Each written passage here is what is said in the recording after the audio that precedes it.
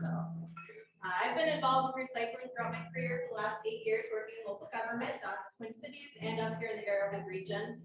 And the struggle of recycling is the same everywhere, and that is recycling correctly. So that's why we have to start with what can we recycle. Every day we make choices about what we consume and what we collect as things that we possess. And that kind of affects what we end up recycling. So we'll end up talking about that later on in the presentation. And then I also have a call to action, something for you to think about doing when you're at home if you really want to test your recycling knowledge. I've got a key take-home message, and I'm going to need your guys' participation because as anybody who's ever tried to learn anything knows, it's all about repetition, right? At least for anything like me, I need to repeat things in my mind. So our key take-home message is clean and sorted. If in doubt, keep it out. All right, so those of you in the audience and those of you that are online participating, I would like you to repeat after me. Clean and sorted. If in doubt, keep it out. If in doubt, keep it out. All right, we're going to repeat that like 5 times in this presentation. So if you didn't get it quite on the dot, you've got another chance. All right, so can I recycle blank?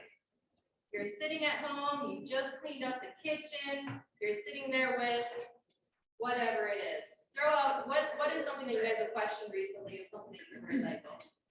Any thoughts out there? Is these stuff like milk containers? Milk containers, like the carton ones? Like the one that's sewing also? Ooh, that's a good one. Yeah, I would keep that out. Yep, that one I don't. If you cannot think immediately, yes, for sure it's recyclable. You just gotta throw it away at that point in time. Do not throw it in the recycle bin. Yep. She was talking about those. I think they're the cardboard type. They got a coating on them, and often there's like a type of milk inside.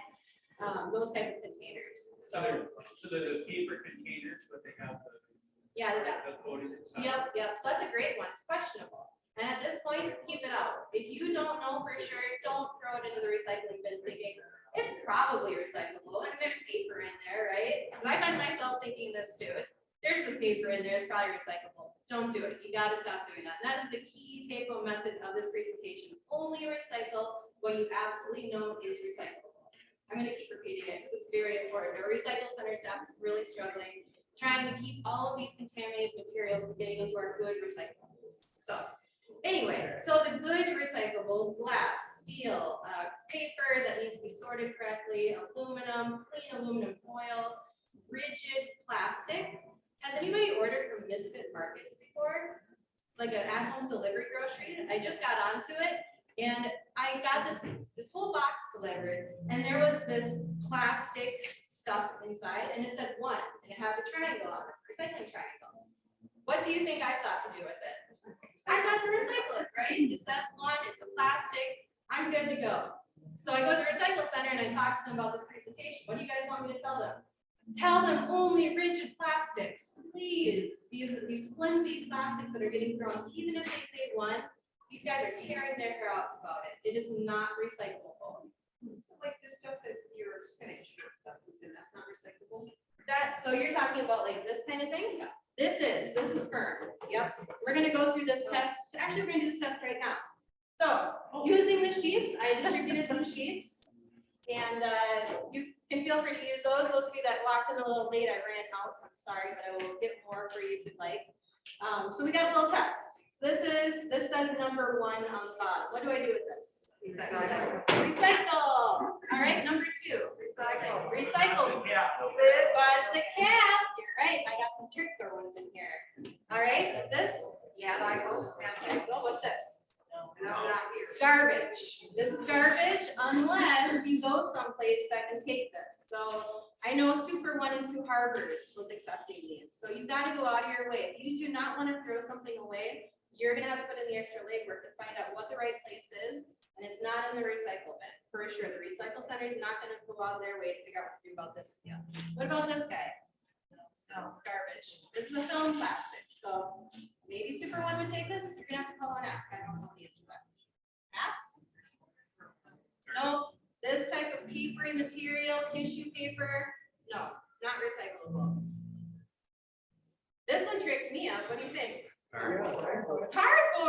I did not know. It goes wherever you live. It is something different, right? I've lived in the Twin Cities, I've lived in Carleton County, Lake County, now I live here.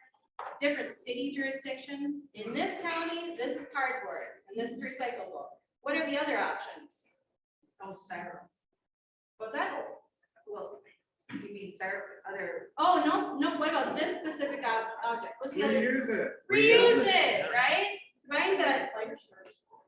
maybe some fire starter? Possibly. I want to avoid burning garbage, but if it's clean, yes.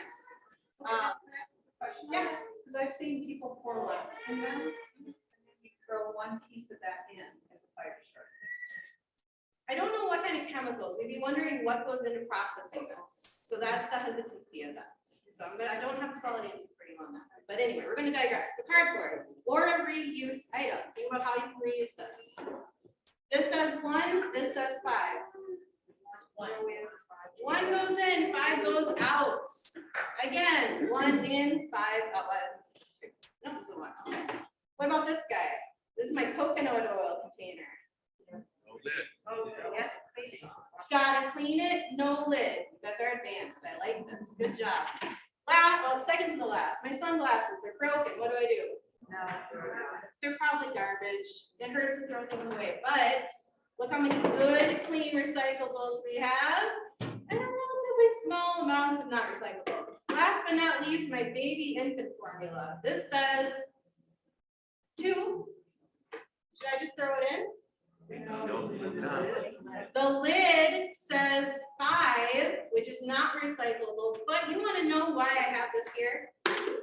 Because I cannot separate this lid from this white thing without getting out an X-Acto knife or tearing my hands apart. They like glued that sucker together.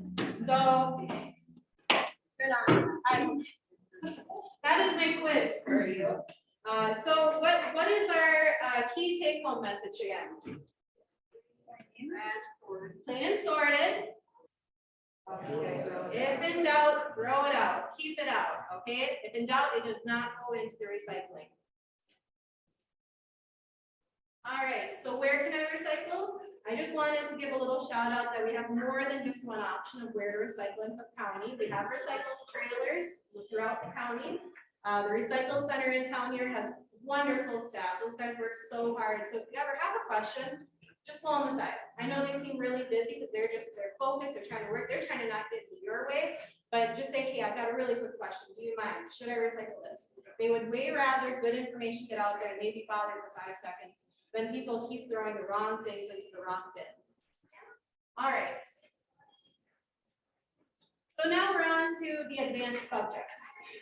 So who's heard of Wishcycling? Raise your hand. Have you heard of this term before? Wishcycling? Okay, cool. They're teaching us something new. So Wishcycling is the term we use for people throwing something into the recycling bin, hoping it can be recycled. So remember at the beginning when we said, oh, I think this could be recycled, there's kind of some paper product inside of it. I'm just gonna throw it in the recycle bin. I'm trying to do the right thing. They'll probably take care of it from there. We gotta stop doing that, because what happens is that eventually that object, if it's not pulled out manually by somebody at the recycle center, it's going to get bundled up with all of those other objects. And let's talk about plastics, because plastics is a really important thing. So let's say my baby infant container here, that's almost impossible to get the 5 off. It has the 1 bottom, different types of plastic material, right? So I throw this into the recycling bin because I didn't think to check the lid, which seems perfectly logical. Who would think to check the lid on something that's attached to the other plastic? So it gets thrown in there, the recycling staff misses it, it ends up in with all of the other type 2s, which is actually a pretty valuable plastic usually. And then all these type 2s gets mixed together. What happens is we call this contaminated. This number 5 contaminates the number 2s. So when all that plastic gets molded together at the processing center down in Duluth, this ends up contaminating the quality of those other plastics. So then when the recycling guy takes this to market, he's got a lower quality plastic product that is almost not valuable at all. And the margins for making a product out of a recyclable material is really, really slim. So the quality of recycling is very important to make any of this make sense. all right? That's just the way it is up in our rural areas. Anybody that's been down in the Twin Cities, they'll know that you can recycle way more things. Fives are recyclable down there. So that's why it's really hard up here to try to tell this story to people over and over again, to keep the fives out, at least in our recycling bin. I know there are efforts to try to find alternatives, but the way the markets are, there's no market for fives up here for us. So that's just the way it is right now. Not to say that's not gonna change something. So Wishcycling, that's the hoping that something can be recycled. If in doubt, keep it up. That's why I've got that. So it's all about the quality of these materials. If there's going to be any hope of this having a second life, this number 2, the number 5's got to stay out of it. Otherwise, you're just killing the hopes and dreams of this little white thing to become a chair at Well Designs down in Duluth. All right, so I've covered contaminated materials. Any questions about anything I've talked about? I know I'm a fast talker. Sorry about that. So one question, so say somebody is, goes back and forth, and they could take their products down to the state. Yeah, if you want to get really serious, I know.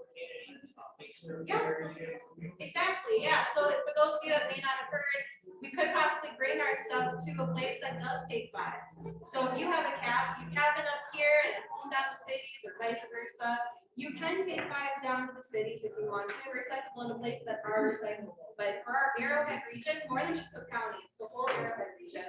We just can't take those items here. Our markets can't support them to get too small of an amount for it to be profitable. So following up on what you said, I actually send all that stuff home with my friends, like a lot of friends in the cities, and they're willing to do that. Yeah. So those of you that may not have heard, she said that she has friends down in the Twin Cities, so she sends those non-recyclable products that we can't recycle here, but they can recycle down the cities, and they end up recycling them down in the cities. So there's some different ways to think about this stuff that keeps you from just having to throw it into the garbage. And then I saw on your list, you said clean aluminum foil. Yep. Goes with the cans. It goes with, yes, yep. And the recycle center has big signs. So one thing the recycle center guy said is, people come here and they really mean good and they've got their recyclables all bagged up, and then they get here and they kind of freak out because there's a big line right behind them. So people just, you kind of see the panic on their face. They just throw the bag right into the first bin that they see and they take off because there's 3 cars waiting behind them. And the guy's just like, oh my gosh, like now that there's this bag in there that we have to figure out how to get in there and safely retrieve and empty out, yada, yada. So when you get to the recycle center, take a deep breath, find your moment of calm, and read the signs and make sure that you recycle correctly. I've done this. I threw a steel can into the tins one day because I was like, I gotta get out of here. There's people waiting for me. And then I saw my steel can and there's like, why did I just do that? The sign, no. So I went back in, I dug my can out like a dummy, put it in the right bin. It's all right. So read the signs, take your time. Yep. For example, with aluminum foil, how clean is clean? How clean is clean? I mean, I'd say if you're taking a rinse to it and you can't see food material, it's probably clean. You don't have to like throw it in the dishwasher, but you want it pretty clean. Are you thinking about like lasagna, like on a cheese? Something like that, that's the example, it's something out clean, is it clean enough you can use it again, or is it clean enough for recycling purposes? I mean, there shouldn't be food material on it.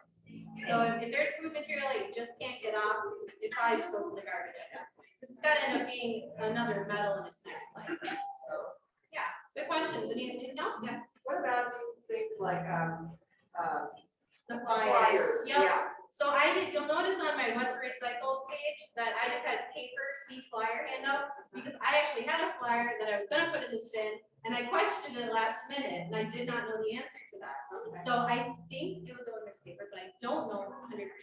So that would be a great question for the recycle center staff when you get there. And I'm sorry, I was looking at it last minute, I was like, I don't know for sure. This is my rules. So I can't break my own rules. I kept it out. All right. We're doing good on time, so if we have more questions, we can still hit them right. Oh, one more, yep. So we've heard a few years ago that recycling number 5 is really a useless endeavor. Is that still true? Yes, yep. So up here, I should have probably emphasized the what to recycle page more, but number 1s and 2s are the only thing up here that we can recycle in plastics. I'm talking about, we were taking to the